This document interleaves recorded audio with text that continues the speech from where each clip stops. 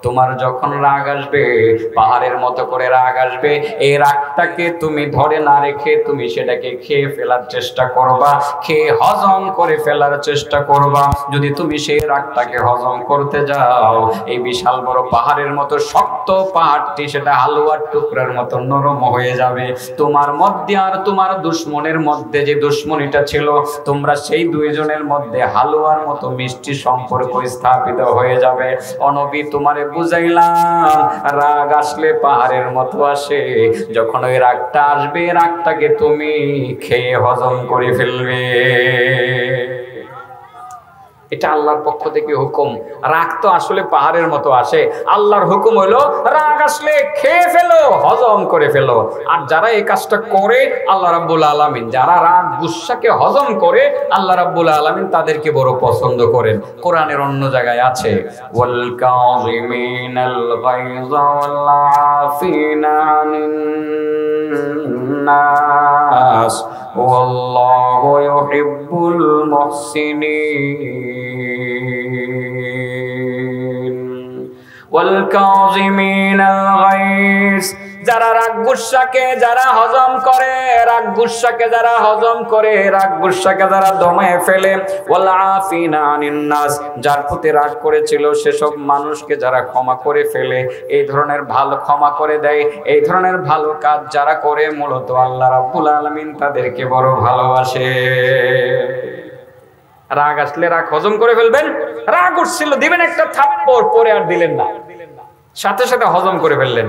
আল্লাহ আপনাকে ডাক দিয়ে বলে, বান্দা রাগটা উঠছিল, ঠাপ্পর একটা কানপুরি বরাবর তুমি দিতে পারতা, দিলা না। বান্দা তুমি মনে রাখবা, আই লাভ ইউ, আমি তোমারে ভালোবাসি। সুবহানাল্লাহ বলেন। আল্লাহর ভালোবাসা পাওয়ার জন্য রাগ গুসা দমন করা লাগবে, ইনশাআল্লাহ করব না? তো এক নাম্বার যে পাহাড়, এই পাহাড়ের আকৃতি নিয়ে আসছিল, সেটা কি? রাগ। সেটা কি? সেটাকে আমরা কি বলবো, কি করে ফেলবো? খেয়ে হজম করে ফেলবো। মনে থাকবে না ইনশাআল্লাহ? মনে থাকবে না? যদি এই রাগটাকে হজম করতে পারেন, আপনি আল্লাহর ভালোবাসা পাবেন। দুই নাম্বার, আল্লাহ বলেন, নবী 2 নাম্বার, তুমি যে একটা স্বর্ণের টুকরা দেখছিলা, মনে আছে নি? হুকুম ছিল তোমার ঢেকে ফেলার, তুমি বালি মাটি দিয়ে ঢেকে ফেলেছিলাম।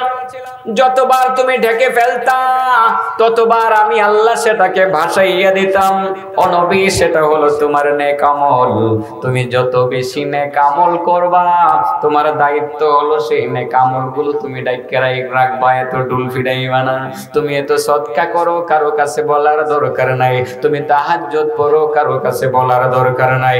দৈনিক তুমি 20-30 রাকাত নফল পড়ো, বলার দরকার নাই। দৈনিক তুমি 1 খতম কোরআন তিলাওয়াত করো, বলার দরকার নাই। দৈনিক অনেক অনেক নেকির কাজ করো, সেটা বলার দরকার নাই। তোমার দায়িত্ব হলো নেক আমলগুলো তুমি ডেকে রাখবা, আর আমার দায়িত্ব হলো সেইগুলোকে প্রকাশ করে দেব, আমি প্রকাশ করে দেওয়া। সুবহানাল্লাহ বলে। তুমি ডাক্কা থইবা আর আমি প্রকাশ করে দেব। আর তুমি যদি প্রকাশ করতে চাও, এটা উল্টা হইব। আসলে দুনিয়ার আল্লাহর ওলিরা তারা যে এত আমল করছে, কারো কাছে বলছে, কিন্তু আল্লাহর ওলিরা যে ওলি, এটা প্রকাশ পাইছে কিনা? খাজা মঈনুদ্দিন চিশতি আল্লাহর ওলি, সারা দুনিয়ার মানুষ জানে। আব্দুল কাদের জিলানী বিশ্ববিখ্যাত আল্লাহর ওলি, সারা দুনিয়ার মানুষ জানে। জানে কি জানে না? সারা দুনিয়ার মানুষ জানে, কিন্তু তারা নেক আমল করে কোনো সময় ডুল পিটাই নাই। আল্লাহ নবীকে বুঝিয়ে দিলেন, নবী যত নেক আমল করবা, প্রত্যেকটা নেক আমলকে তুমি ডেকে রাখবা। এই নেক আমলগুলো স্বর্ণের মতো দামি, সোনার মতো দামি।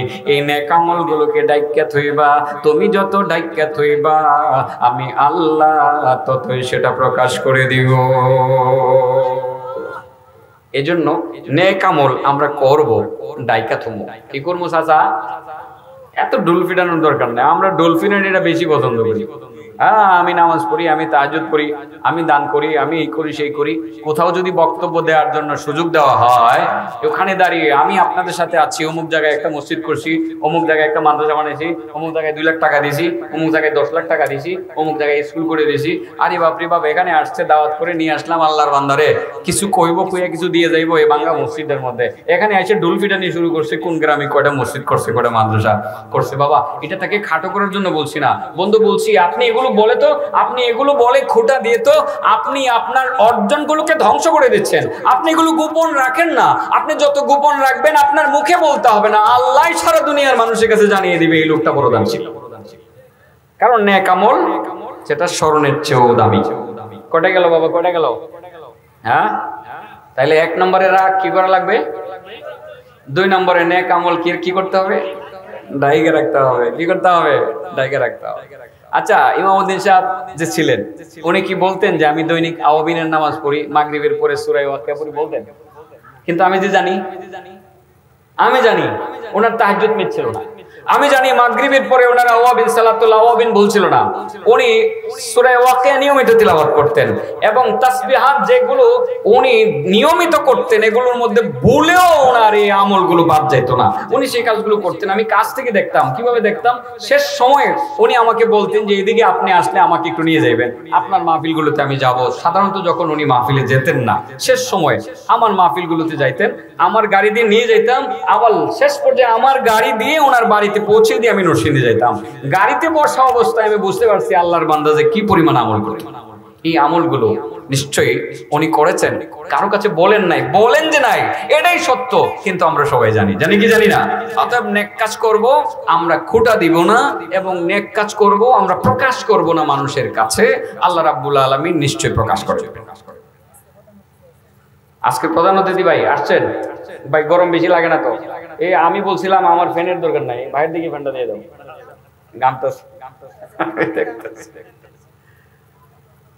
বাবা মোটামুটি কয়টা পাপ আমাদেরকে ঘিরে রাখে? এর মধ্যে কয় নম্বরের আলোচনা চলছে? এটার নাম কি? আর বাকি কয়টা রয়েছে? 4টা। এই গীবত করা মানে মৃত মানুষের গোশত খাওয়া, এটা বোঝানোর জন্য লম্বা একটা হাদিসে চলে গেছি। এখানেও পয়েন্ট কয়টা? 5টা। 5 নাম্বার পয়েন্ট আল্লাহ বলছেন দেখা মাত্রই দৌড়ে পালাও, দেখা মাত্রই দৌড়ে পালাও। 2 নম্বর বললাম। এবার নবী বলেন আল্লাহ 3 নম্বর 4 নম্বরের মধ্যে আমি ফারাবাসের সিপাহি করছিলাম। আল্লাহ তুমি বলছিলা ডেকে রাখ, তুমি বলছিলা আশ্রয় দেওয়ার জন্য, আমি আশ্রয় দিয়েছিলাম। তুমি বলছিলা নিরাশ করবা না, আমি নিরাশ করতে চাই না। কিন্তু মাবুদ বড় পেছে পড়ছি। 3 নাম্বার লঙ্ঘন করলে 4 নাম্বার, 3 নাম্বার যদি আমল করে 4 নাম্বার লঙ্ঘন হয়, 4 নাম্বারে আমল করলে 3 নাম্বার লঙ্ঘন হয়। মাবুদ আমি সেটা বুঝলাম না, আমি বড় পেছে পড়ছিলাম, দয়া করে বিষয়টা বুঝিয়ে দাও। রব্বুল আলামিন বললেন নবী 3 নাম্বার হুকুম ছিল কেউ তোমার কাছে আশ্রয় চাইলে অবশ্যই তুমি আশ্রয় দিবে, এই হুকুমটাই ছিল। 4 নাম্বার তুমি যথার্থই করেছো, তোমার কাছে কেউ কোনো কিছু চাইলে তাকে নিরাশ করবা না, বেশির জায়গায় কম দিয়ে দাও। ওয়া আম্মাসা কেউ যদি তোমার কাছে কোনো কিছু চাই তুমি ধমক দিয়ে তাকে সরাইয়া দিও না, সামান্য কিছু হইলে তুমি তাকে দিয়ে দিও। নবী তুমি ঠিকই করেছো, যদিও তুমি কষ্ট করেছো কিন্তু ঠিকই করেছো। তুমি 4 নাম্বারটাও পালন করেছো, 3 নাম্বারটাও পালন করেছো। তুমি মানুষকেও আশ্রয় চাইলে বিপদের সময় আশ্রয় দিবে, আর কোনো ভিক্ষুক বা সাইল তোমার কাছে হাত পাতলে তোমার সাধ্য মতো তাকে তুমি তার উপকার করবে। অনবী 5 নাম্বার তোমাকে যে নির্দেশ দিয়েছিলাম সেটা ভালোভাবে বোঝার চেষ্টা করো। অনবী তুমি দেখছিলাম একটা মৃতদেহ আর মরা মানুষের শরীর থেকে গোশত চাবাইয়া জীবিত মানুষেরা খাইতেছে, অনবী তুমি দৌড়ে পালিয়েছিলা। এটা কি বুঝছনি? নবী বলেন মাবুদ এটাই তো আমার বোঝা বেশি দরকার। মানুষ মরা মানুষের গোশত খাইতেছে, আমি তাকাইলাম না, দাঁড়াইলাম না, সেখান থেকে দৌড়তে দৌড়তে আমি সাগরদী বাজার হয়ে একেবারে খিদিরপুর চলে গেলাম। মাবুদ আমি শুধু দৌড়লাম আর দৌড়লাম কিন্তু কিছুই বুঝলাম না। রব্বে কারিম বললেন ও আমার নবী 5 নম্বরে তোমারে যা দেখাইছি, তুমি যে দেখতেছিলাম মৃত মানুষের গোশত জীবিত মানুষরা খাইতেছে, ওই যে মজলিসটা দেখতেছিলা এটাই ছিল মূলত গীবতের মজলিস।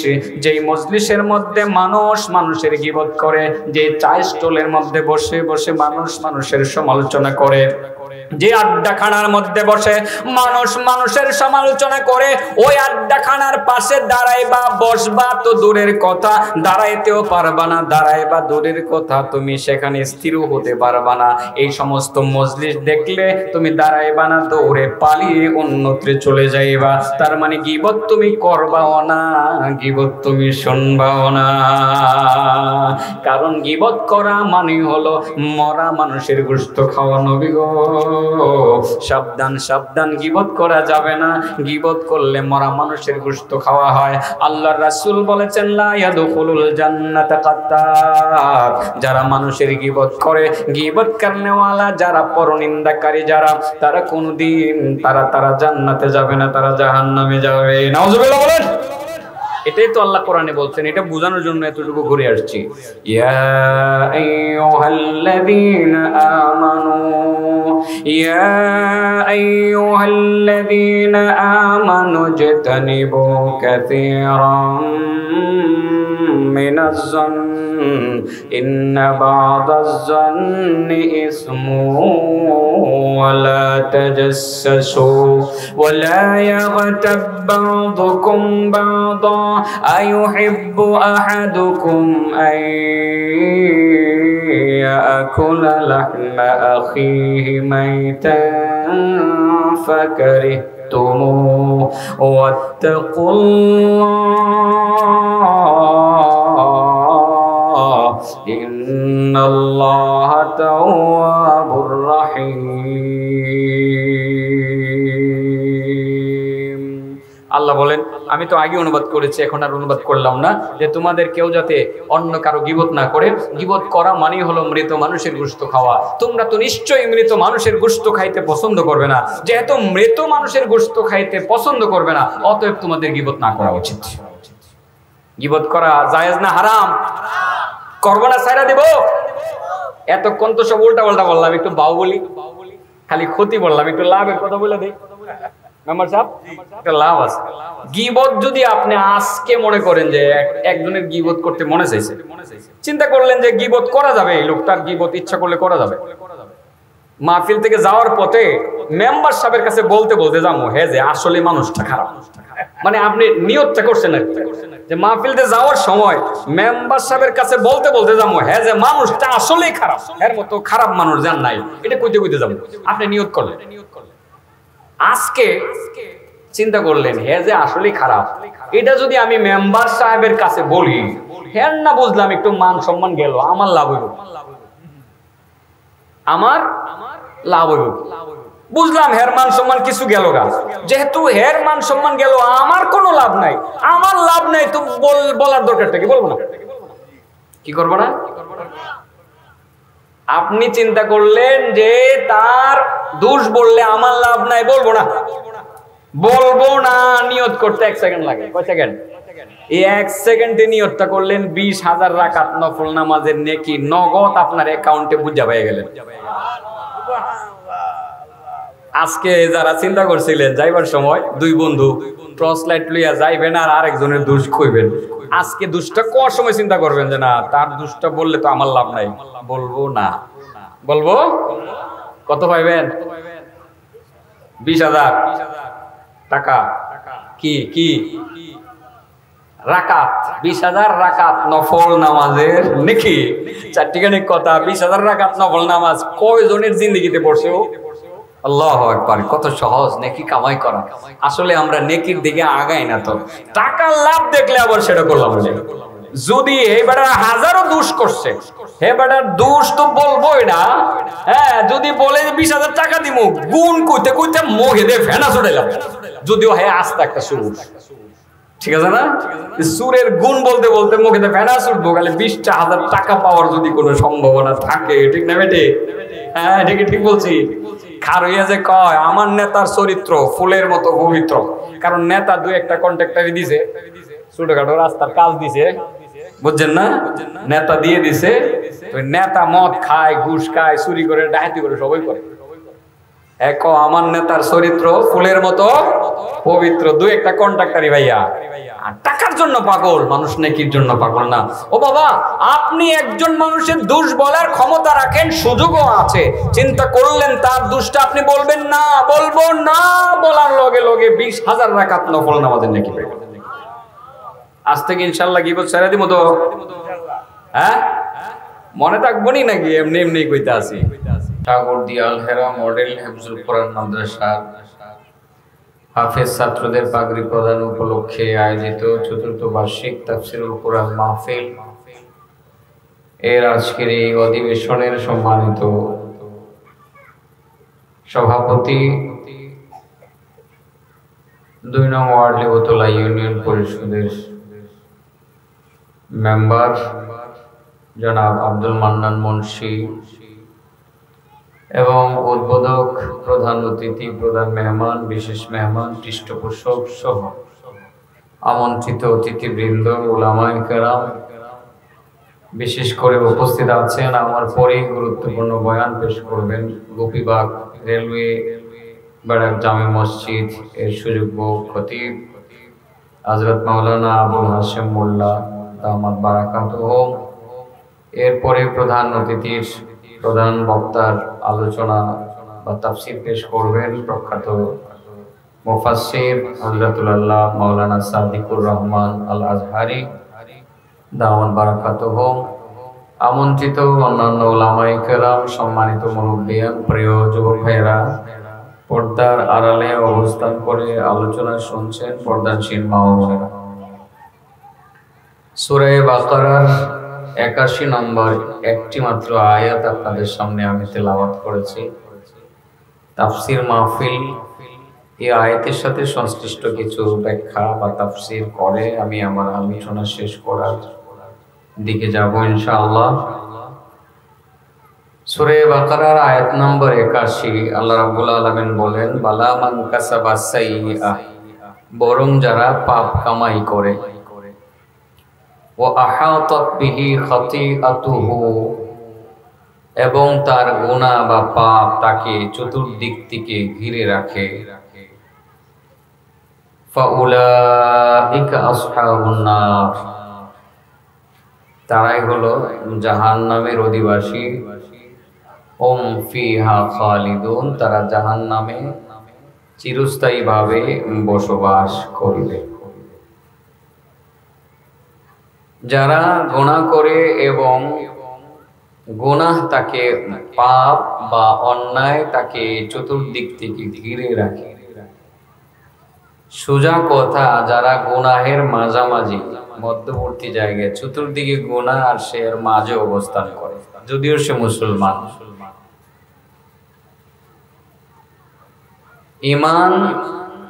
ইমানদার দাবিকারী, মুসলিম দাবিকারী একজন মানুষ হওয়ার পরেও সে জাহান্নামে যাবে। তো এখানে ঘিরে রাখা, গুনাহ মানুষকে ঘিরে রাখে। কোন কোন গুনাহ মূলত আমাদেরকে ঘিরে রাখে? সব সময় আমরা কোন কোন গুনার সাথে বেশি পরিচিত, যে গুনাহগুলো আমরা সব সময় করি, আমাদের দ্বারা এমনিতেই হয়ে যায়, ওই গুনাহগুলো নিয়ে কিছু আলোচনা করা আজকের এই আয়াত আলোচনা করার তাগিদ দিচ্ছে। আপনি গুনাহ করেছেন, গুনাহগার, তওবা করলে আপনার গুনাহ মাফ হয়ে যাবে। কিন্তু আরো কিছু গুনাহ যদি আপনাকে সব সময় ঘিরে রাখে, আপনি যদি সেই গুনাহের মধ্যখান থেকে বের হতে না পারেন, আপনি জাহান্নামে যাবেন। উলাইকা আসহাবুন নার, ফাউলাইকা আসহাবুন নার, তারাই জাহান্নামের অধিবাসী। তো এবার চলেন, কোন কোন গুনাহ আমাদেরকে ঘিরে রাখে? প্রতিনিয়ত কোন কোন গুনাহ আমরা করতেছি? নামাজও পড়ি কিন্তু গুনাহটাও করি,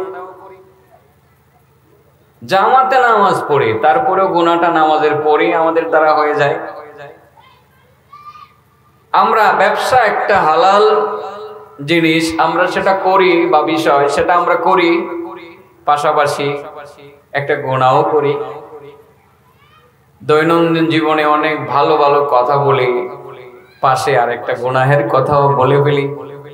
কোন গুনাহগুলোতে আমরা বেশি অভ্যস্ত, আমাদের দ্বারা কোন গুনাহগুলো অহরহ হচ্ছে, যে গুনাহের কারণে জাহান্নাম আমাদের জন্য অবধারিত, সেই গুনাহগুলো কি কি জানার দরকার আছে না নাই? একটু কঠিন আলোচনা, আমি এখানে এসে আলোচনাটা ঠিক করেছি, তাফসীর মাহফিল, ভাবলাম আজকে একটু তাফসীরের আঙ্গিকে কিছু কথা বলি। بلى من كسب سيئة وأحاطت به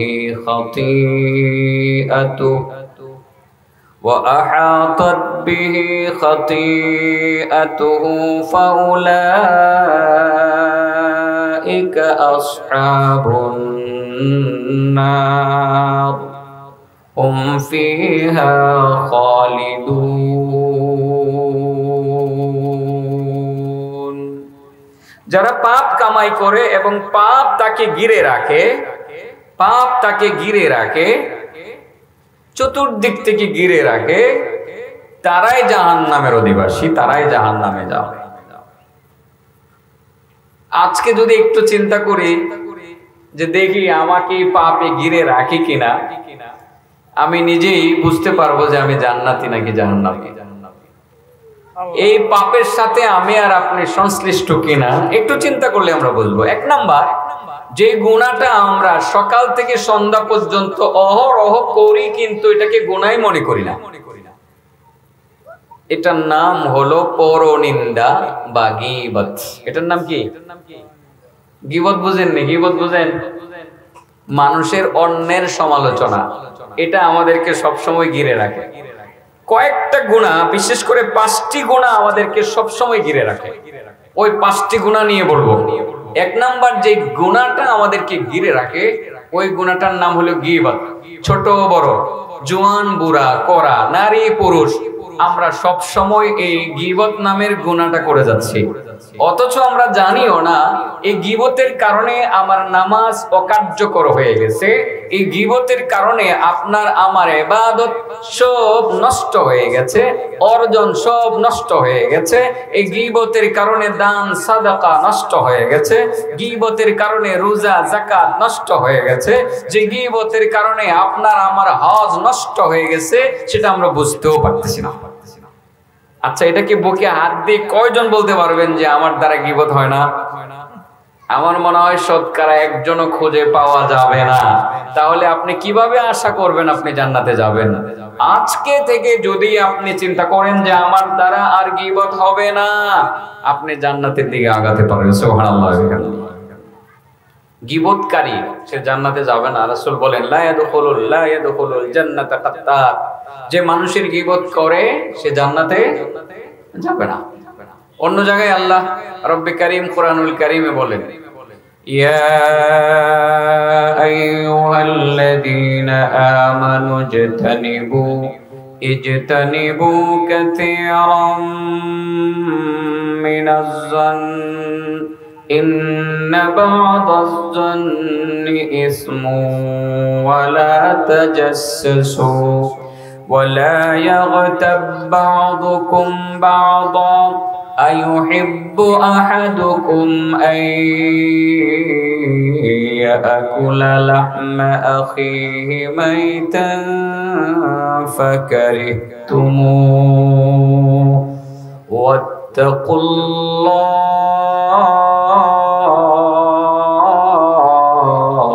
إن الله تواب রহিম।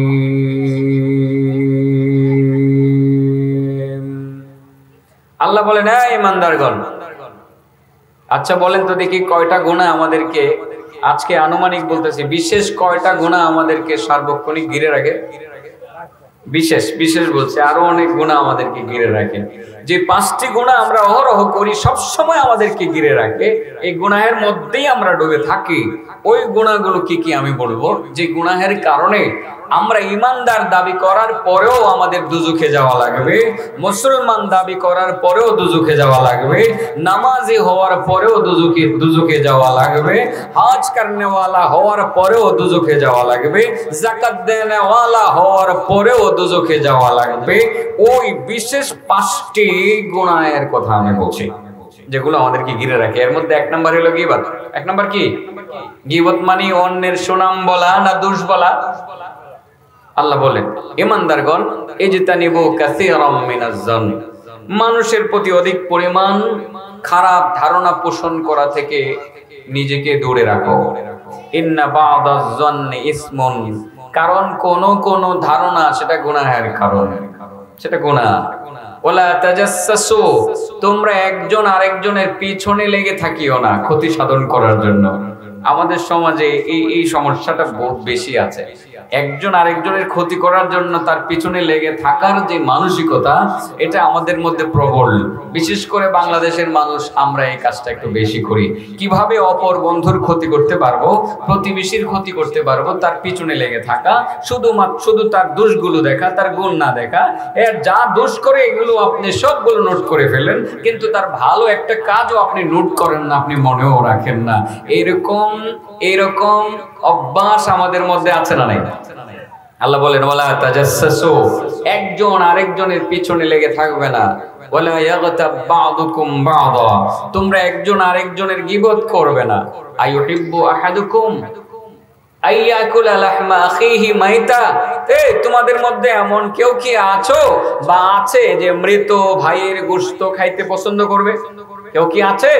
আল্লাহ প্রশ্ন করেন যে এমন কেউ কি তোমাদের মধ্যে আছে যে মৃত ভাইয়ের গোশত খাইতে পছন্দ করবে? আল্লাহ প্রশ্ন করে আল্লাহ নিজে উত্তর দিচ্ছেন, ফাকারিহতুমু, না আমি এইরকম, ফাকারিহতুমুহু, আল্লাহ বলেন না না আমি এমন মানুষ পাবো না যে মৃত ভাইয়ের গোশত খাইতে পছন্দ করে। তার মানে হলো তোমরা যেহেতু মৃত ভাইয়ের গোশত খাইতে পছন্দ করবে না, গীবত করা মানেই হলো মৃত মানুষের গোশত খাওয়া। যেহেতু মৃত মানুষের গোশত খাইতে তোমরা পছন্দ করবে না, অতএব কারণে তোমাদের গীবত না করা উচিত, তোমরা গীবত করিও না। কারণ গীবত করা মানে মরা মানুষের, মৃত মানুষের গোশত খাওয়া। নাউজুবিল্লাহ বলবেন না? যে গীবত আমাদের জীবনের সমস্ত অর্জনগুলোকে ধ্বংস করে দেয়। আর এই গীবত সহ আরো মোটামুটি কয়েকটা গুনাহ, আরো মোটামুটি 4-5টা গুনাহ আমাদেরকে সবসময় ঘিরে রাখে। বিশেষ করে যে গুনার সাথে আমরা বেশি সংশ্লিষ্ট, ওইটার নাম হলো গীবত। গীবত আমাদের জীবনের সমস্ত অর্জনকে ধ্বংস করে দেয়। বাবা, আমার কথাগুলো কি আমলে নিবেন তো? আজ থেকে নিবেন। গীবত মনে রাখবেন, আপনি নামাজ পড়েন, গীবত করেন, নামাজ কবুল হবে না বাবা। আপনি গীবত করেন, রোজাও রাখেন, আপনার রোজা কবুল হবে না। আপনি গীবত করেন, যাকাতও দেন, আপনার যাকাত কবুল হবে না। আপনি গীবত করেন, আরো অনেক ভালো কাজ করেন, আপনার সেই ভালো কাজগুলো কবুল হবে না। গীবতকারীর দোয়া কবুল হয় না। গীবতকারীর কি হয় না? দোয়া কবুল হয় না। যে কথাটা বলছিলাম, আমার পুরনো আরেকটা কথা মনে হয়ে যায়। আসলে বলার কিছু নাই, করার কিছু নাই, আলোচনা সামনে আসলে করে ফেলতে হয়। এই মাঠে মনে হয় 4th বার্ষিক তাফসীরুল কোরআন মাহফিলের মধ্যে মনে হয় 4th বার এবার আমি এসেছি টানা। বাকি 3 বছরও মনে হয় আমার আশা হয়েছে এখানে। হয়তো কথাগুলো রিপিট হবে, 2-4টি কথা রিপিট হোক, তাতে কোনো সমস্যা নাই। কারণ কখন কোন জায়গায় কোন বিষয়ে কথা বলে সেটা মনে থাকে না। আর আজকে বিষয়টা এখানে বলার ইচ্ছাও ছিল না, আমি আরেকটা বিষয় ঠিক করে আসছিলাম। তো দেখি তাফসীর মাহফিল, ভাবলাম যে একটা আয়াতের তাফসীর করি। এই আয়াতটা নিয়ে বসলাম, এখান থেকে অনেক কিছু পাবেন। আমার মনে হয় একটি মাত্র আয়াত যদি আজকে বাড়িতে নিয়ে যেতে পারেন আমলের নিয়তে, আপনি জান্নাতে যাবেন, আপনাকে কেউ আটকাতে পারবে না। সুবহানাল্লাহ বলেন, কেউ আটকাতে পারবে না। আমি বলতে পারি, হলফ করে বলতে পারবো, একটি মাত্র আয়াতকে যদি আমলে আপনি আনতে পারেন, যে আয়াতটা আমি তিলাওয়াত করেছি সূরা বাকারার 81 নম্বর আয়াত, এটাকে যদি আমলে আনতে পারেন, আপনি জান্নাতে যাবেন, আপনাকে কেউ ফিরে রাখতে পারবে না। সুবহানাল্লাহ। গীবত করা মানে হলো মৃত মানুষের গোশত খাওয়া। এই মাঠেই বলা হয়েছে সম্ভবত, আবারও বলি বোঝানোর জন্য। নবী একজন, তানবীহুল গাফিলিন গ্রন্থকার আবুল্লাহ সামরকান্দি তার কিতাবে লেখেন, নবী একজন উনি স্বপ্ন দেখলেন। আরেকটা কথা মনে রাখবেন যে নবীদের স্বপ্ন কিন্তু ওহী। নবীদের স্বপ্ন কি? ওহী। নবী একজন স্বপ্ন দেখলেন, আল্লাহ রাব্বুল আলামিন তাকে বলতেছেন স্বপ্নে যদি আল্লাহর সাথে নবীরা কথা বলেন সেটা কি স্বপ্ন নাকি ওহী? ডাইরেক্ট ওহী। আল্লাহ বলেন, ও নবী, তুমি এখন ঘুমাচ্ছ, ঘুমিয়ে ঘুমিয়ে স্বপ্ন দেখছো, আমি তোমাকে নির্দেশ দিচ্ছি, তুমি যখন ঘুম থেকে জাগ্রত হবে, জাগ্রত হওয়ার পর সর্বপ্রথম তোমার সামনে যে জিনিসটা এসে হাজির হবে, তুমি ওই জিনিসটাকে কোনো চিন্তা ভাবনা না করে ডাইরেক্ট খেয়ে ফেলবে। এক নাম্বার কি? খেয়ে ফেলবে। এক নাম্বার কি? তোমার সামনে যেটা আসবে তুমি কোনো চিন্তা ভাবনা না করে ডাইরেক্ট খেয়ে ফেলবে। দুই নাম্বার, তোমার সামনে যে জিনিসটা আসবে তাকে ডেকে রাখবে। ডেকে রাখে না, এই যে চাটা ডেকে রাখা, ডেকে রাখবে। কটা হলো আবির সাহেব? কটা হলো? দুইটা। এক নাম্বার খেয়ে ফেলবে, দুই নম্বর ডেকে রাখবে। তিন নাম্বার, তোমার সামনে যে জিনিসটা আসবে তাকে আশ্রয় দিবে। কি করবে? নানান ভাবে মানুষ আশ্রয় দেয়, আশ্রয় দিবে। চার নাম্বার, যে জিনিসটা আসবে তাকে নৈরাশ করে দিবে না। কয়টা হলো মৌলানা সাহেব? চারটা। এক নাম্বার খেয়ে ফেলবে, দুই নাম্বার ঢেকে ফেলবে, তিন নাম্বার আশ্রয় দিবে, চার নাম্বার নৈরাশ করবে না, নিরাশ করবে না আর কি। পাঁচ নাম্বার যে জিনিসটা দেখবে নবী, দেখা মাত্র তুমি এক সেকেন্ড তো দাঁড়াবে না, ওই এরিয়া থেকে দৌড়ে পালিয়ে অন্যত্রে চলে যাবে। কটা হলো? সিরিয়াল বলতে হবে আবির সাহেব। এক নম্বর খেয়ে ফেলবে, দুই নম্বর ডেকে ফেলবে, তিন নম্বর আশ্রয় দেবে, চার নম্বর নিরাশ করবে না, পাঁচ নম্বরে দৌড়ে পালাবে। দৌড়টা মন থাকবে না? এটা আমার টার্গেট, এটা হলো টার্গেট পয়েন্ট। পাঁচ নম্বর কি? দৌড়ে পালাবে। নবী ঘুম থেকে জাগলেন, নবীর প্রতি আল্লাহর নির্দেশ, প্রথম যে জিনিসটা আসবে খেয়ে ফেলবে। নবী ঘুম থেকে জাগার পর ঘর থেকে বের হয়েছেন, ঘর থেকে বের হয়ে বাড়ির সামনে দেখেন বিশাল বড় একটা পাহাড় ওনার সামনে এসে হাজির হয়েছে। কি হাজির হয়েছে? এক নাম্বার খেয়ে ফেলবে। পাহাড়টা কি মাটির পাহাড় না পাথরের পাহাড়? খাওয়া কি সম্ভব? আল্লাহর হুকুম খাইতে হবে, না খাইলে নবুয়ত থাকবে না। আচ্ছা, কিভাবে সম্ভব বলেন? কিভাবে সম্ভব? দুনিয়ার কোন মানুষ, লক্ষ লক্ষ মানুষের পক্ষেও কি সম্ভব একটি বিশাল বড় পাহাড় খেয়ে ফেলা? একজন মানুষ নবী খাবেন কিভাবে? কিন্তু আল্লাহর নির্দেশ, না খাইলে নবুয়ত থাকবে না। ওই তো আল্লাহর হুকুম পালন করতেই হবে। আরেকটু সামনে অগ্রসর হইয়া প্রথমত দেখলেন কি পাহাড় নাকি? চিন্তা করলেন যে পাহাড়, আল্লাহর হুকুম খেয়ে ফেলার, আমাকে তো খাওয়া লাগবে, তবে খাবো কিভাবে? সম্ভব না। তবে একটা বিষয় তো আছে, আস-সা'য়ু মিন্নি ওয়াল ইতমামু মিনাল্লাহ, চেষ্টা আমার পক্ষ থেকে, আর পূরণ করাবেন কে? আল্লাহ। আমি চেষ্টাটা তো করতে পারবো, বাকি কাজটা আল্লাহ করবেন। আমার চেষ্টাতে কোনো ত্রুটি আমি রাখবো না। আমি একটু সামনের দিকে আগাই, দেখি পাহাড়ের দিকে যাই, যদি পাহাড়ের কাছে গিয়ে পৌঁছতে পারি, পাহাড়ের কাছে গিয়ে কামড়াইতে শুরু করব, খাইতে পারি আর না পারি কামড়াইতে পারবো তো। উনি পাহাড়ের দিকে যান আর পাহাড় আস্তে আস্তে পিছাইতে থাকে। সুবহানাল্লাহ। একটা পর্যায়ে পাহাড় পিছাইতে পিছাইতে পিছাইতে পিছাইতে সুবিশাল পাহাড়, কয়েক কিলোমিটার উঁচু পাহাড়, এই পাহাড়টা ছোট্ট একটা হালুয়ার টুকরার মতো হয়ে তার সামনে এসে হাজির হয়েছে। এত বড় একটা হালুয়ার টুকরা খাইতে কেমন লাগবে? মজা লাগবে না? মজাদার হালুয়া। নবী এবার এই পাহাড়টাকে হালুয়ার টুকরার মতো পাইলেন, খেয়ে ফেললেন। চেষ্টা করেছেন নবী, খাওয়াইছেন কে? আল্লাহ। মনে মনে চিন্তা করেন, দেখলাম কি হইল কি? আল্লাহ বলল কি আর দেখলাম কি আর হইল কি? আল্লাহ তো বলছিলেন সামনে যা পাবো খেয়ে ফেলার জন্য, পাইলাম পাহাড়, এটারে খাইতাম গেলাম, হয়ে গেল এটা হালুয়ার টুকরা। বুঝলাম না, কিছুই বুঝলাম না। আচ্ছা, আগামীকাল যদি স্বপ্নে মহান রব্বুল আলামিনের সাথে কথা হয়, রব্বুল আলামিনকে জিজ্ঞাসা করবো না যে আল্লাহ এটা তুমি আমারে কি দেখাইছো? এক নাম্বার গেল। কিন্তু নবী কিছু বুঝছেন? কিছুই বুঝেন নাই। 2 নাম্বার জানি কি? সামনে গিয়ে দেখেন এই বড় এক স্বর্ণের টুকরা, অভাবের সময় এক টুকরা স্বর্ণ, 10-12 কেজি টুকরা স্বর্ণটা পাইলে কেমন হইতো? গিয়ে দেখে এই বড় এক স্বর্ণের টুকরা। হুকুম ছিল কি? লোভ সামলানো কঠিন। আমরা হইলে তো ঢাকলাম, হইলে ডাইকাও ফটো একটা ঘুরাইয়া দিলাম, হইলে যে আল্লাহ বলছে ডাইকা রাখার জন্য, এটা সালা দিয়া ডাইকা আবার সাথে নাইলে সুরে নিব। ঠিক আছে না? কত ধরনের জায়েজের ফটো আমরা দিতাম, কারণ আমাদের কাছে হালাল হারাম যদি মোটামুটি টাকা পয়সা পাওয়ার একটা সম্ভাবনা থাকে, তো এই হারামকে হালাল বানানো আমাদের জন্য কোনো ব্যাপারই না। ঠিক না বেঠি? হায়রে বইরে গেছে এরকম সুদকে হালাল করে, এরকম মোল্লাও বেড়ে গেছে। মোল্লা বলি আর কি কথা, মোল্লা সুদ হালাল নানান ভাবে ফতোয়া দিতেছে, অথচ আল্লাহ রাব্বুল আলামিন এটারে মোহর মাইরা হারাম করে দিয়েছে। এটারে হালাল করার কোনো সুযোগ নাই। যাই হোক, নবী এবার বালি দিয়ে ঢেকে রাখলেন, ঢেকে সামনে চলে গেলেন। চিন্তা করলেন যে আল্লাহর হুকুম তো পালন করলাম। সামনে গিয়ে কি মনে করে আবার পিছনে তাকাইলেন, তাকিয়ে দেখেন এই যে স্বর্ণের টুকরাটি উনি ঢেকে রেখেছিলেন সেটা আবার প্রকাশ পেয়ে গেছে। আবার ঢেকে রাখলেন, আবার উঠে গেল।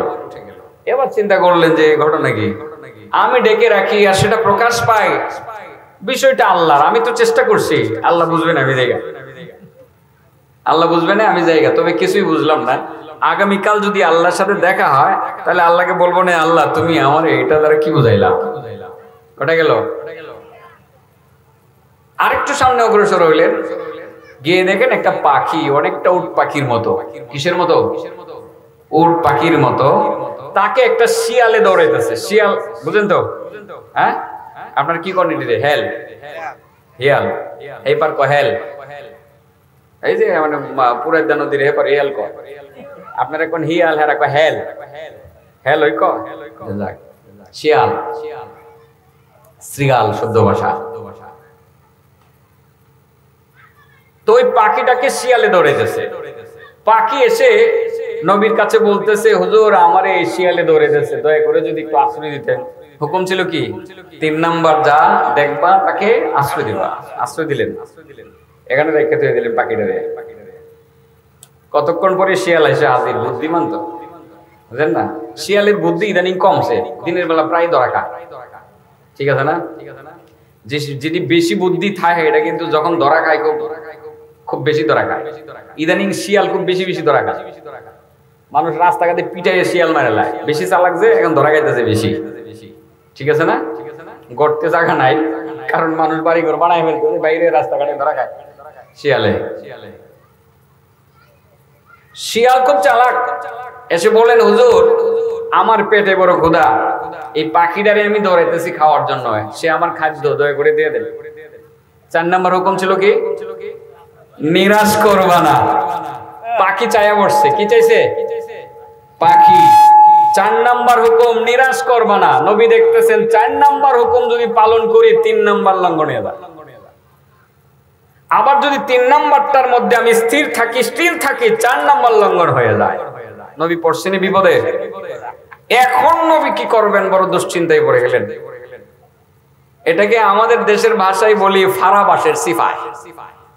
নবী পড়ছেন কি? ফারাবাসের সিফাই। না এদিকে যাইতে রে, না ওই দিকে যাইতে রে। 3 নাম্বার পালন করলে 4 নাম্বার লঙ্ঘন হয়, 4 নাম্বার পালন করলে 3 নাম্বার লঙ্ঘন হয়। নবী মুশকিলে পড়ে গেলেন। তারপরে শিয়ালকে জিজ্ঞাসা করলেন, ভাই শিয়াল তোর কি পেটে ক্ষুধা? হুজুর আমার পেটে ক্ষুধা। তোরে খাবার দিলেই তো হয়? হুজুর খাবার দিলেই হয়। নিজের ব্যাগ থেকে চাকু বের করলেন, চাকু বের করে নিজের রান থেকে এক টুকরা গোশত কাটলেন। কোত্থেকে কাটলেন?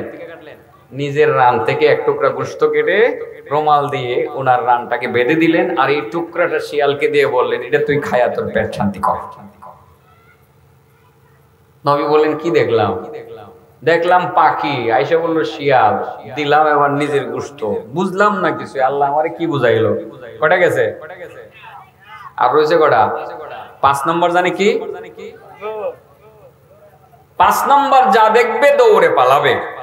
আরেকটু সামনে গিয়ে এবার দেখেন তিনি একটা মৃতদেহ, মরা মানুষ, কি মানুষ, একটা মৃতদেহ আর কিছু মানুষ মৃত দেহের পাশে দাঁড়িয়ে বা বসে তার শরীরের বিভিন্ন জায়গা থেকে গোশত চাবায়া চাবায়া খেতেছে। হুকুম জানি কি ছিল? দৌড়ে পালাবে। নবী এবার একটা দৌড় দিলেন, এক দৌড়ে একেবারে সাগর দ্বীপ বাজারে, আশেপাশে আর দাঁড়ালেন না। কিন্তু কিছুই বুঝলেন না, চিন্তা করলেন আল্লাহর হুকুম ছিল 5টা, পালন করার চেষ্টা করেছি, যথাযথ হয়েছে কিনা জানি না। আগামী রাত্রে যদি আল্লাহর সাথে দেখা হয় বিষয়গুলোর ব্যাখ্যা জানবো, যে এখান থেকে আমি কি শিখবো, কি শিখাইলাম মাবুদ তুমি আমার একটু জানিয়ে দাও। পরদিন ঘুমাতে গেলেন, আল্লাহর সাথে আবার কথা শুরু হয়ে গেল। সুবহানাল্লাহ। আল্লাহকে ডাক দিয়ে বলেন, মাবুদ আজকে তোমার সাথে আমার কথা আছে গো আল্লাহ। ওগো আমার রব, গত রাত তুমি আমাকে 5টি হুকুম করেছিলে, আমি পালন করার চেষ্টা করেছি, কতটুকু করতে পেরেছি মাবুদ সেটা আমি জানি না। ওগো আল্লাহ, আমার সেটা পালন করতে গিয়ে যদি কোনো ভুল ভ্রান্তি হয়ে থাকে তুমি আমাকে ক্ষমা করে দিও আল্লাহ। আমার সাধ্য মতো চেষ্টা করেছি, তবে বিষয়গুলো দ্বারা তুমি আমারে কি বুঝাইলা আমি কিছুই বুঝতে পারলাম না। ওগো মা, মানুষকে হত্যা করে ফেলে রাগের বশবর্তী হইয়া, রাগ যখন আসে সেটা পাহাড়ের মতো করে আসে। নবী, এটার মাধ্যমে তোমার প্রতি আমার নির্দেশ হলো, তোমার যখন রাগ আসবে পাহাড়ের মতো করে রাগ আসবে, এই রাগটাকে তুমি ধরে না রেখে তুমি সেটাকে খেয়ে ফেলার চেষ্টা করবা, খেয়ে হজম করে ফেলার চেষ্টা করবা। যদি তুমি সেই রাগটাকে হজম করতে যাও, এই বিশাল বড় পাহাড়ের মতো শক্ত পাহাড়টি সেটা হালুয়ার টুকরার মতো নরম হয়ে যাবে। তোমার মধ্যে আর তোমার দুশমনের মধ্যে যে দুশমনিটা ছিল, তোমরা সেই দুইজনের মধ্যে হালুয়ার মতো মিষ্টি সম্পর্ক স্থাপিত হয়ে যাবে। নবী, তোমারে বুঝাইলাম রাগ আসলে পাহাড়ের মতো আসে, যখন ওই রাগটা আসবে রাগটাকে তুমি খেয়ে হজম করে ফেলবে। এটা আল্লাহর পক্ষ থেকে হুকুম। রাগ তো আসলে পাহাড়ের মতো আসে, আল্লাহর হুকুম হলো রাগ আসলে খেয়ে ফেলো, হজম করে ফেলো।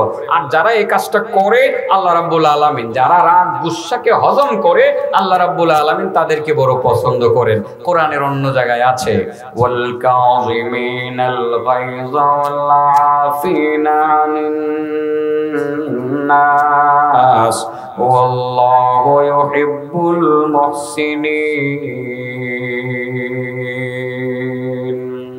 ওয়াল কাযিমিনাল গায়জ। যারা রাগ গুসাকে যারা হজম করে, রাগ গুসাকে যারা হজম করে, রাগ গুসাকে যারা দমায়ে ফেলে, ওয়াল আফিনা আনিন নাস, যার প্রতি রাগ করেছিল সেসব মানুষকে যারা ক্ষমা করে ফেলে, এই ধরনের ভালো ক্ষমা করে দেয়, এই ধরনের ভালো কাজ যারা করে, মূলত আল্লাহ রাব্বুল আলামিন তাদেরকে বড় ভালোবাসে। রাগ আসলে রাগ হজম করে ফেলবেন। রাগ উঠছিল, দিবেন একটা থাপ্পড়, পরে আর দিলেন না, সাথে সাথে হজম করে ফেললেন। আল্লাহ আপনাকে ডাক দিয়ে বলে, বান্দা রাগটা উঠছিল, ঠাপ্পর একটা কানপুরি বরাবর তুমি দিতে পারতা, দিলা না।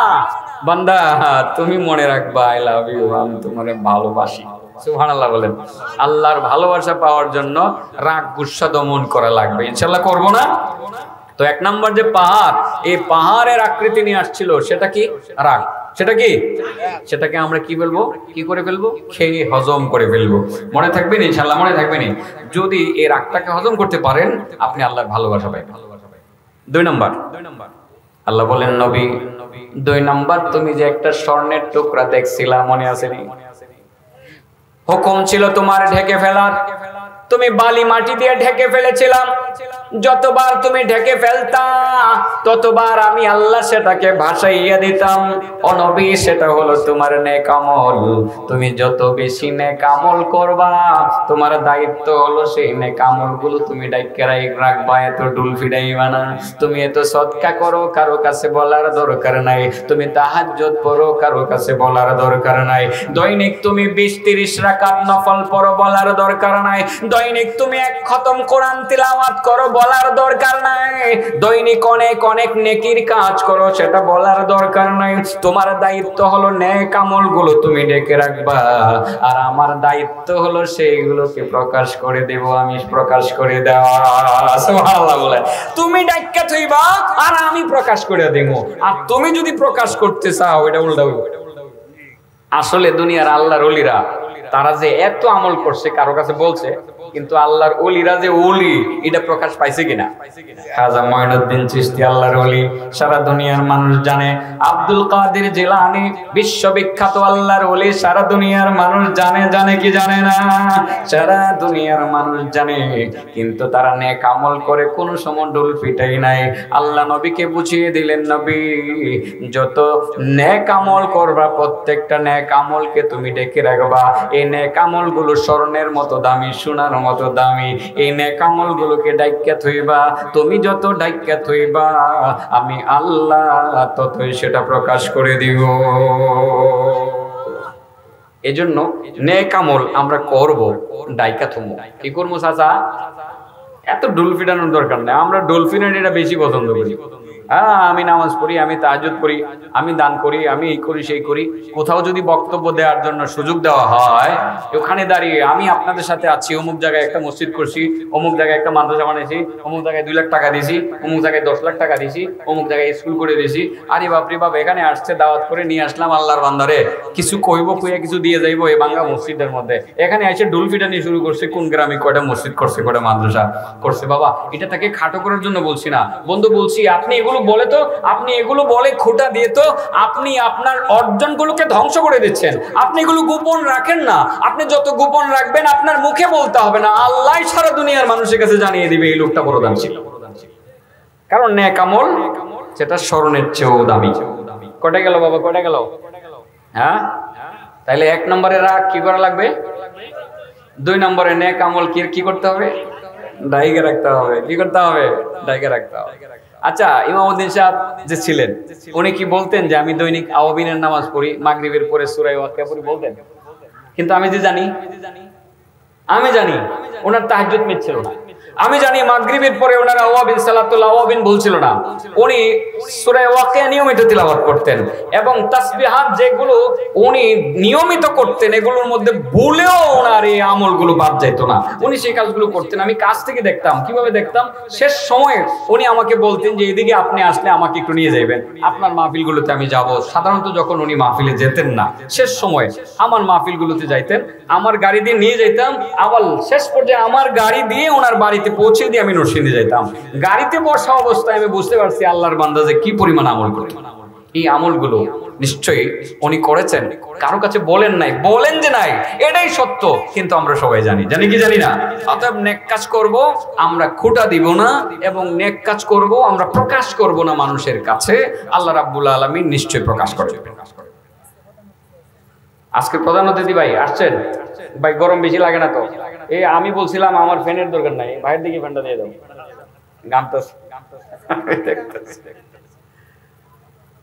বাবা মোটামুটি কয়টা পাপ আমাদেরকে ঘিরে রাখে? এর মধ্যে কয় নম্বরের আলোচনা চলছে? এটার নাম কি?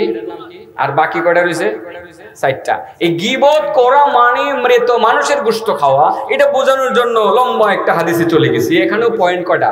5টা। 5 নাম্বার পয়েন্ট আল্লাহ বলছেন দেখা মাত্রই দৌড়ে পালাও। দেখা মাত্রই দৌড়ে পালাও। 2 নম্বর বললাম। এবার নবী বলেন আল্লাহ 3 নম্বর 4 নম্বরের মধ্যে আমি ফারাবাসের সিপাই করছিলাম। আল্লাহ তুমি বলছিলা ডেকে রাখ, তুমি বলছিলা আশ্রয় দেওয়ার জন্য, আমি আশ্রয় দিয়েছিলাম। তুমি বলছিলা নিরাশ করবা না, আমি নিরাশ করতে চাই না। কিন্তু মাবুদ বড় পেছে পড়ছি। 3 নাম্বার লঙ্ঘন করলে 4 নাম্বার, 3 নাম্বার যদি আমল করে 4 নাম্বার লঙ্ঘন হয়, 4 নাম্বারে আমল করলে 3 নাম্বার লঙ্ঘন হয়। মাবুদ আমি সেটা বুঝলাম না, আমি বড় পেছে পড়ছিলাম, দয়া করে বিষয়টা বুঝিয়ে দাও। রব্বুল আলামিন বললেন নবী 3 নাম্বার হুকুম ছিল কেউ তোমার কাছে আশ্রয় চাইলে অবশ্যই তুমি আশ্রয় দিবে, এই হুকুমটাই ছিল। 4 নাম্বার তুমি যথার্থই করেছো।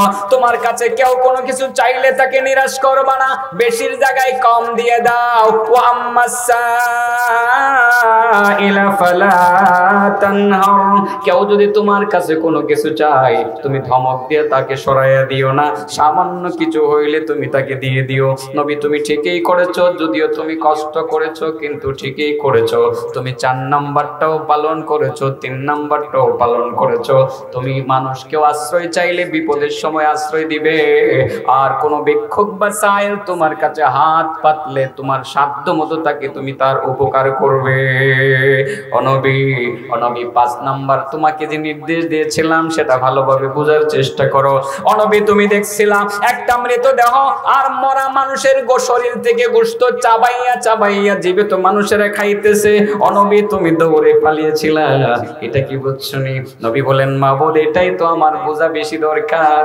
মানুষ মরা মানুষের গোশত খাইতেছে, আমি তাকাইলাম না, দাঁড়াইলাম না, সেখান থেকে দৌড়তে দৌড়তে আমি সাগরদী বাজার হইয়া একেবারে খিদিরপুর চলে গেলাম। মাবুদ আমি শুধু দৌড়লাম আর দৌড়লাম কিন্তু কিছুই বুঝলাম না। রব্বে কারিম বললেন ও আমার নবী 5 নম্বরে তোমারে যা দেখাইছি, তুমি যে দেখতেছিলাম মৃত মানুষের গোশত জীবিত মানুষরা খাইতেছে, ওই যে মজলিসটা দেখতেছিলা এটাই ছিল মূলত গীবতের মজলিস। যেই মজলিসের মধ্যে মানুষ মানুষের গীবত করে, যে চায়ের স্টলের মধ্যে বসে বসে মানুষ মানুষের সমালোচনা করে, যে আড্ডাখানার মধ্যে বসে মানুষ মানুষের সমালোচনা করে, ওই আড্ডাখানার পাশে দাঁড়াইবা বসবা তো দূরের কথা, দাঁড়াইতেও পারবা না, দাঁড়াইবা দূরের কথা, তুমি সেখানে স্থিরও হতে পারবা না। এই সমস্ত মজলিস দেখলে তুমি দাঁড়াইবা না, দৌড়ে পালিয়ে অন্যত্রে চলে যাইবা। তার মানে গীবত তুমি করবাও না, গীবত তুমি শুনবাও না। কারণ গীবত করা মানে হলো মরা মানুষের গোশত খাওয়া। নবী গো সাবধান সাবধান, গীবত করা যাবে না, গীবত করলে মরা মানুষের গোশত খাওয়া হয়। আল্লাহর রাসূল বলেছেন লা ইয়াদখুলুল জান্নাতা কাত্তাত, যারা মানুষের গীবত করে, গীবত করনেওয়ালা যারা, পরনিন্দাকারী যারা, তারা কোনদিন তারা জান্নাতে যাবে না, তারা জাহান্নামে যাবে। নাউজুবিল্লাহ বলেন। এটাই তো আল্লাহ কোরআনে বলছেন, এটা বোঝানোর জন্য এতটুকু ঘুরে আসছি। ইয়া আইয়ুহাল্লাযীনা আমানু, ইয়া আইয়ুহাল্লাযীনা আমানু ইজতানিবু কাসীরাম মিনাজ যন্ন ইন্না বা'দাজ যন্নি ইসমু ওয়া লা তাজাসসু ওয়া লা ইয়াগতাব বা'দুকুম বা'দা আইয়ুহিব্বু আহাদুকুম আন ইয়াকুলা লাহমা আখিহি মাইতান ফাকারিহতুমুহু ওয়াত্তাকুল্লাহ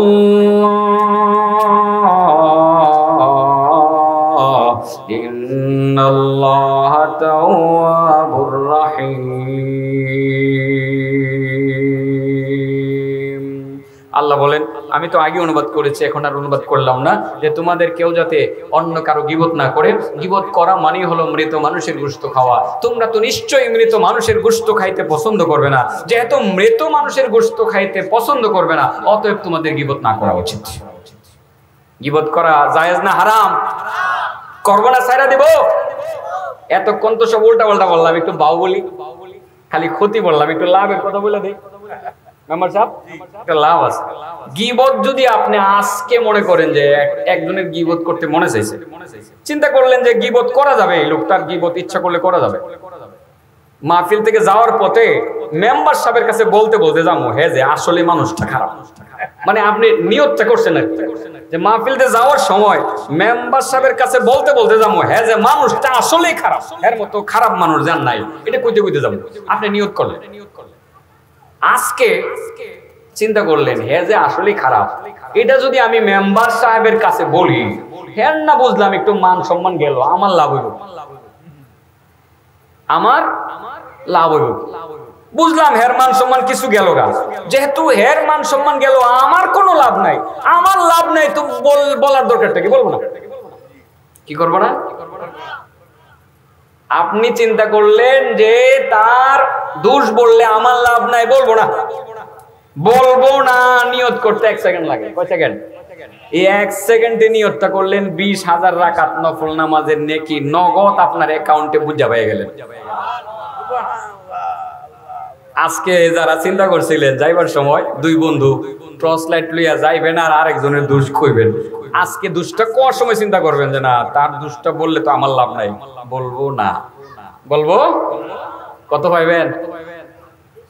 20,000 টাকা।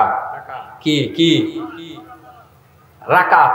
20,000 রাকাত নফল নামাজের নেকি? চারটিখানি কথা। 20,000 রাকাত নফল নামাজ কয়জনের জিন্দেগিতে পড়ছে? আল্লাহু আকবার। কত সহজ নেকি কামাই করা। আসলে আমরা নেকির দিকে আগাই না, তো টাকার লাভ দেখলে আবার সেটা করলাম। যদি এই বেটার হাজারো দোষ করছে, হে বেটার দোষ তো বলবোই না। হ্যাঁ, যদি বলে 20,000 টাকা দিব, গুণ কইতে কইতে মুখে দিয়ে ফেনা ছুটাইলাম, যদিও হ্যাঁ আস্তে একটা সুর, ঠিক আছে না? সুরের গুণ বলতে বলতে মুখে দিয়ে ফেনা ছুটবো, খালি 20,000 টাকা পাওয়ার যদি কোনো সম্ভাবনা থাকে, ঠিক না বেটে? হ্যাঁ ঠিকই ঠিক বলছি। খারইয়া যে কয় আমার নেতার চরিত্র ফুলের মতো পবিত্র, কারণ নেতা দুই একটা কন্ট্রাক্টরি দিছে, ছোটখাটো রাস্তার কাজ দিছে, বুঝছেন না? নেতা দিয়ে দিছে, নেতা মদ খায়, ঘুষ খায়, চুরি করে, ডাকাতি করে, সবাই করে। এক আমার নেতার চরিত্র ফুলের মতো পবিত্র, দুই একটা কন্ট্রাক্টরি ভাইয়া। আর টাকার জন্য পাগল মানুষ, নেকির জন্য পাগল না। ও বাবা, আপনি একজন মানুষের দোষ বলার ক্ষমতা রাখেন, সুযোগও আছে, চিন্তা করলেন তার দোষটা আপনি বলবেন না, বলবো না বলার লগে লগে 20,000 রাকাত নফল নামাজের নেকি পাবেন। আজ থেকে ইনশাআল্লাহ গীবত ছেড়ে দিব তো? হ্যাঁ, মনে থাকবো নি নাকি এমনি এমনি কইতে আসি? বালা মান কাসাবা সাইয়্যাতাও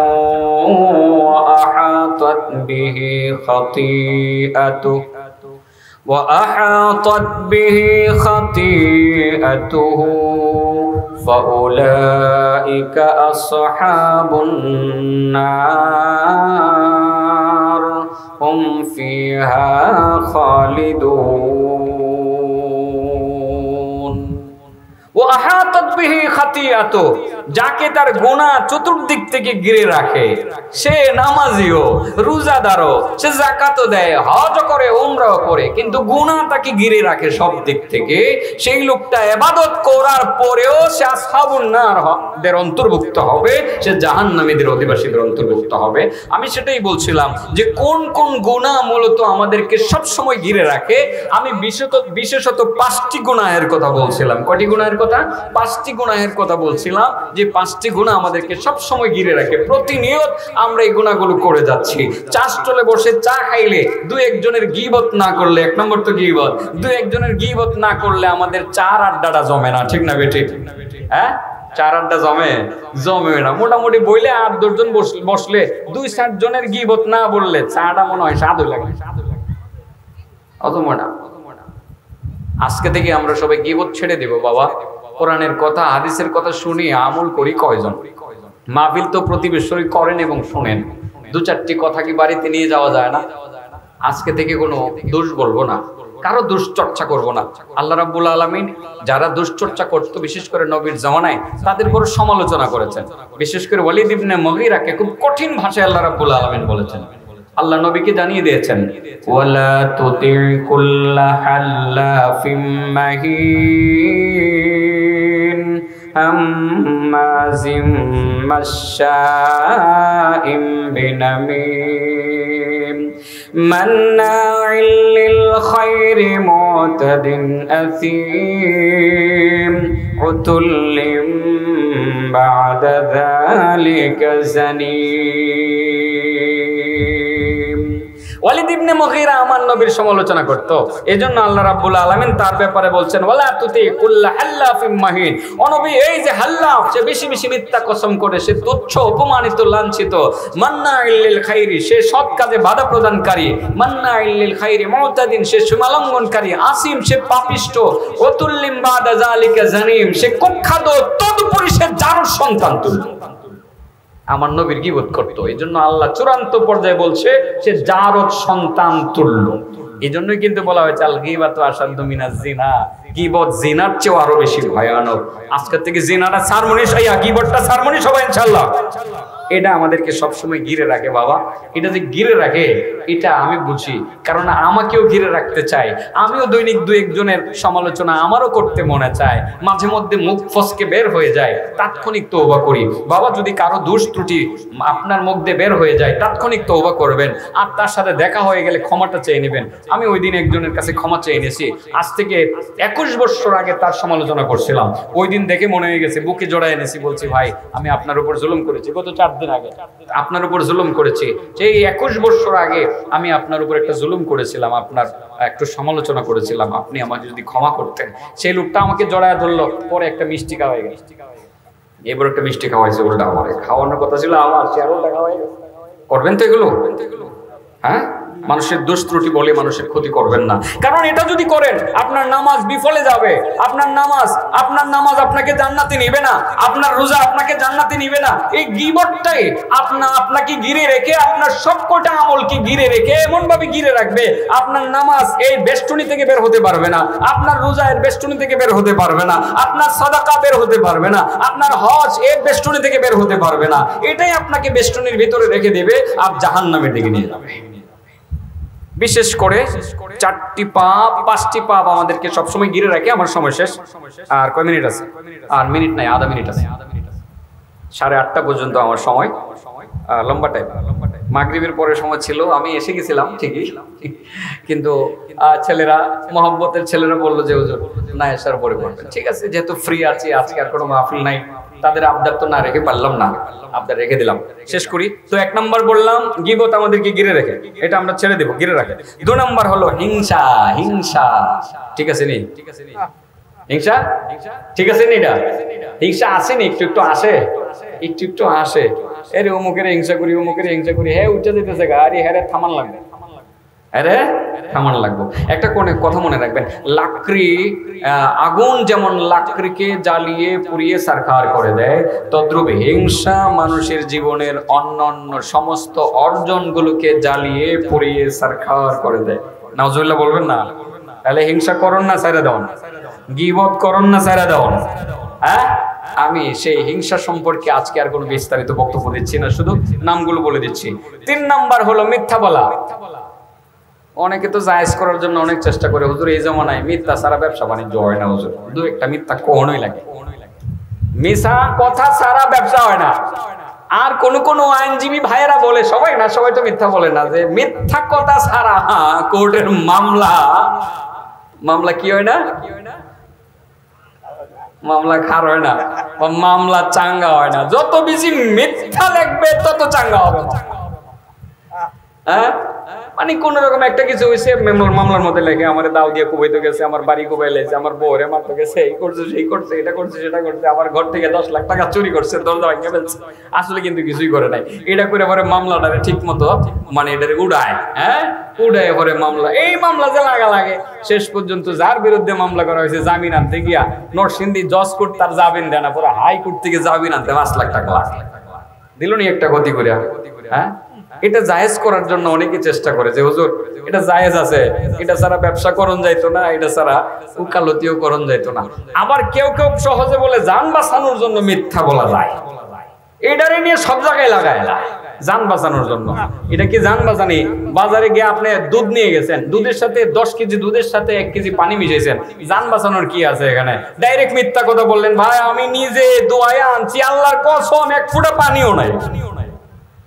একটা মিথ্যা কথা বললেন তো, মিথ্যা কথা বললেন না? বললেন। এই যে একটা মিথ্যা কথা বললেন, আপনি নামাজ ঠিকই পড়ছিলেন, জোহর মানে ফজরের নামাজটা পড়ে গায়ে দোয়া দুধ নিয়ে গেছেন সাগরদি বাজারে দুধ বেচার জন্য, ফজরের নামাজটা বাজারে রাখতে চুইছেন, আপনার নামাজ কবুল হয়েছে না, আপনার নামাজ কবুল হয়নি। তাহলে কি মিথ্যা বলতে হবে না ছাড়তে হবে বলেন? হ্যাঁ, ছেড়ে দিতে হবে। আজ থেকে সবাই মিথ্যা ছেড়ে দিব তো ইনশাআল্লাহ? ছেড়ে দিব তো? আল্লাহ রাসূল বলেন, আজমিনুলি সিত্তাম মিন আনফুসিকুম আজমান লাকুমুল জান্নাহ। না। ও আমার সাহাবারা, তোমরা নিজেদের পক্ষ থেকে আমাকে 6টা বিষয়ের গ্যারান্টি দাও।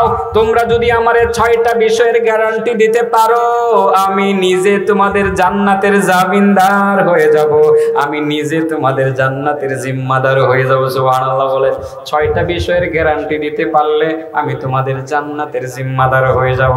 1 নাম্বার হলো উসদুকুল হাদিস, সদা সত্য বলিবে, মিথ্যা কখনো বলিবে না। সত্য বলার গ্যারান্টি যদি দিতে পারো, আরো 5টা জিনিসের গ্যারান্টি যদি দিতে পারো, আমি নবী জান্নাতের গ্যারান্টি দিয়ে দেব। সুবহানাল্লাহ বলেন। 1 নাম্বার সদা সত্য বলিবে, মিথ্যা কখনো বলিবে না। সত্য বলবো তো ইনশাআল্লাহ, আর মিথ্যা জায়েজ করার পায়তারা করব না তো? মিথ্যা জায়েজ করার পায়তারা করব? মিথ্যা কোনোভাবেই জায়েজ না। জান বাঁচানোর জন্য ফরজ, এটা বিশেষ একটা পর্যায়ে, মানে জান বাঁচানোর মানে ফরজ যেটা বলেন, জান বাঁচানোর জন্য মিথ্যা বলা যায়, এটা বিশেষ একটা পর্যায়ে, একেবারে এক্ষুনি মেরে ফেলবে। তারপরে যদি মিথ্যা না বলে পারা যায়, সেটাই হবে সর্বোচ্চ তাকওয়ার বিষয়, ঠিক না বেঠিক? মেরেই ফেলবে, একটু মিথ্যা কথা বললে জানটা বাঁচাইলেন, সেটা হলো অন্য কথা, অন্য কথা। কিন্তু এটারে কেন্দ্র করে অহরহ সকালে বিকালে সন্ধ্যায়, সকলের সাথে, ছোট বড় নারী পুরুষ সকলের সাথে মিথ্যা বলতেই থাকলেন, আপনার জাহান্নাম অবধারিত। এই মিথ্যা দ্বারা আপনি পার পাবেন না। এই মিথ্যাকে কেন্দ্র করে আপনাকে জাহান্নামের দিকে যাওয়া লাগবে। এই গুণাগুলো আমাদেরকে ঘিরে রাখে। 1 নম্বরে গীবত আমাদেরকে ঘিরে রাখে, 2 নম্বর হিংসা ঘিরে রাখে, 3 নম্বরে মিথ্যা আমাদেরকে ঘিরে রাখে। 4 নাম্বারটা সকলকে ঘিরে রাখে না, তবে কিছু কিছু মানুষকে ঘিরে রাখে। 4 নাম্বারটা হলো জিনা। 4 নাম্বার কি? বলতে পারেন হুজুর আমি করি না, আমি কোনোদিন ফিজিক্যালি জিনা করি নাই। আপনি সেটা করেন নাই, আপনি চোখের জিনা খুব সম্ভবত করতেছেন। বেপরদা নারীদের সাথে উঠা বসা করতেছেন, তাদের সাথে উঠা বসা করতে আপনার খুব ভালো লাগতেছে, আপনার খুব মজা লাগতেছে, এদের সাথে বসে কথা বলতে মজা লাগে, বেপরদা নারীদের সাথে আড্ডা দিতে মজা লাগে, কফি খাইতে মজা লাগে, অনেক ভালো লাগে, আপনার অনেক ভালো লাগে। এই কাজটা আপনি করে যাচ্ছেন, আপনার দ্বারা এই কাজটা হচ্ছে। নাউজুবিল্লাহ বলবেন না বাবা? হ্যাঁ, চোখের জিনা হয়, পায়ের জিনা হয়, মনের জিনা হয়, হয় না? এগুলো সব জিনা। এগুলো চোখ দ্বারা তাকাইয়া নারীর দিকে আসক্তির দৃষ্টিতে আপনি তাকাইলেন, তাকাইয়া চিন্তা করলেন যে কি সুন্দর, আমি যদি তাকে পাইতাম, একটু কামনা করলেন, চোখের জিনাটা হয়ে গেল। পায়ে হেঁটে গেলেন, পায়ের জিনাটা হয়ে গেল। হাতে টাচ করলেন, আপনার হাতের জিনাটা হয়ে গেল। এরপরে ফিজিক্যালি যে জিনা করলেন সেটা তো হয়েই গেল। এইসব জিনা আমাদের দ্বারা অহরহ হচ্ছে, বিশেষ করে বেপরদা তো মাদ্রাসার ভিতরে ঢুকে গেছে এখন। এই আলিয়া মাদ্রাসাগুলোতে মহিলারা যে আপনার শিক্ষক শিক্ষিকা হিসেবে যায়, বিভিন্ন জায়গাতে ঠিক মতো এরা মাথায় কাপড় দিতে চায় না। কোন রকমে যদি কোনো একটা বোরকা পরেও মাঝে মধ্যে মাথা উদাম করে রাখে। কোন মাদ্রাসার মধ্যে দেখলাম যে হিন্দু মহিলাকেও টিচার হিসেবে নিয়োগ দিছে। তো এই যে মাদ্রাসার মধ্যে, স্কুলের কথা তো বলতেই হয় না, মাদ্রাসার মধ্যে ইদানিং ঢুকে গেছে, মহিলা শিক্ষিকা নিয়োগ দেয়, এই শিক্ষিকা মুখ ঘুরে রাখে না, আড্ডা দিতে থাকে, স্যারদের সাথে, টিচারদের সাথে বসে বসে আড্ডা দিতে থাকে। সেখানে কি চোখের জিনা আর মনের জিনা হয় না? হ্যাঁ, আলিয়া মাদ্রাসাগুলোর ক্ষেত্রে একটু সুপারিশ করব, যারা আছেন দায়িত্বশীল, দয়া করে মহিলাদের জন্য আলাদা বসার ব্যবস্থা করবেন। তার সাথে বসে আড্ডা দিতে হবে কেন? বা সেই বা কেন আপনার সাথে বসে বসে আড্ডা দিবে? আর সে এত কেন টেলিফোন করবে আপনাকে, এত কেন ফোন দিবে? আর আপনার এত কি প্রয়োজন পড়ছে তাকে ফোন দিয়ে এত খোঁজখবর নেওয়া, তার পরিবারের খোঁজখবর নেওয়া? এত দরকার নাই। এর দ্বারা ফিতনা বাড়ে, মনের জিনা বাড়ে, চোখের জিনা বাড়ে, হাতের জিনা বাড়ে, পায়ের জিনা বাড়ে। আর তো আছে কলেজ ইউনিভার্সিটিগুলোতে এই বিষয়গুলো তো ওপেন হয়ে গেছে। আমাদের দ্বারা এই জিনাগুলো হয়ে যাচ্ছে। এই জন্য বলছি যে এগুলো আমাদেরকে ঘিরে রেখেছে। কটা গেল? হ্যাঁ, আর কটা রয়েছে? মোল্লা ভাই আছে, মাশাআল্লাহ। আমিও চিন্তা করতেছি মোল্লা ভাই আইলেই তো আমার জানটা বাঁচে। 1 ঘন্টা টাইম দিছিল, তবে 1 ঘন্টার উপরে হয়ে গেছে। কয়টা জিনিস ঘিরে রাখে? হ্যাঁ, আচ্ছা 1 নম্বর কি?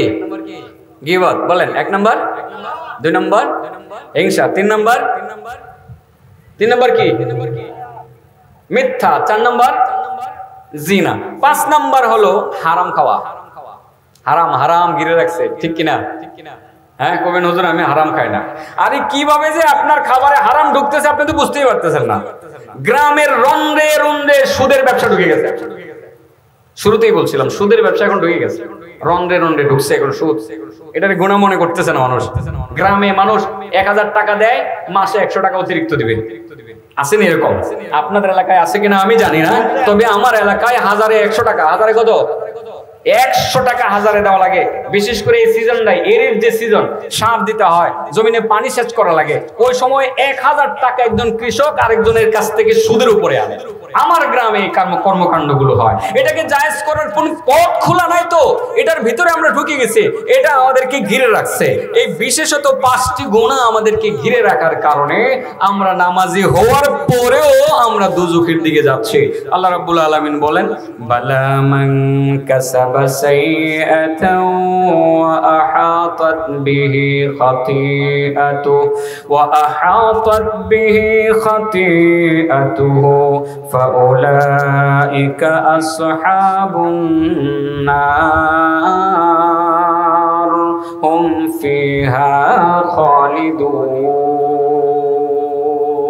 যাদের পাপ তাদেরকে ঘিরে রাখে চতুর্দিক থেকে, তারা নামাজ রোজা পড়ার পরেও বালা মান কাসাবা সাইয়্যা, আগের আয়াতের সাথে এটার মিল আছে, এটা যদিও ওই সময়কার কথা, কিন্তু প্রত্যেকটা হুকুম, কিছু কিছু হুকুম আগের পরে সব সময় সব শরীয়তের সাথে এটাকে মিশিয়ে বলা যায়, মিলিয়ে বলা যায়। আমি মিলিয়েই বললাম। তো আমাদেরকে এই গুনাহগুলো, বিশেষ করে 5টি পাপ আমাদেরকে ঘিরে রেখেছে। এই গীবত, হিংসা, আর জানে কি গীবত, হিংসা, আর জানে কি মিথ্যা, আর জিনা, আর হলো হারাম। এই বিশেষত 5টি পাপ আমাদেরকে ঘিরে রেখেছে। আমাদের এই 5টি পাপের কারণে এই বেষ্টনীকে অতিক্রম করে আমাদের নামাজ রোজা আসমানের দিকে উঠতেছে না, আল্লাহর দরবারে কবুল হইতেছে না। এই নামাজ রোজাগুলো বিফলে যাইতেছে, আমরা জাহান্নামের দিকে এগিয়ে চলছি। চলুন আজ থেকে শপথ করি, আজ থেকে আর কারো গীবত করব না, কারো হিংসা করব না, মিথ্যা বলবো না, জিনা করব না, আজ থেকে হারাম খাবো না। ইনশাআল্লাহ সবাই রাজি আছি তো?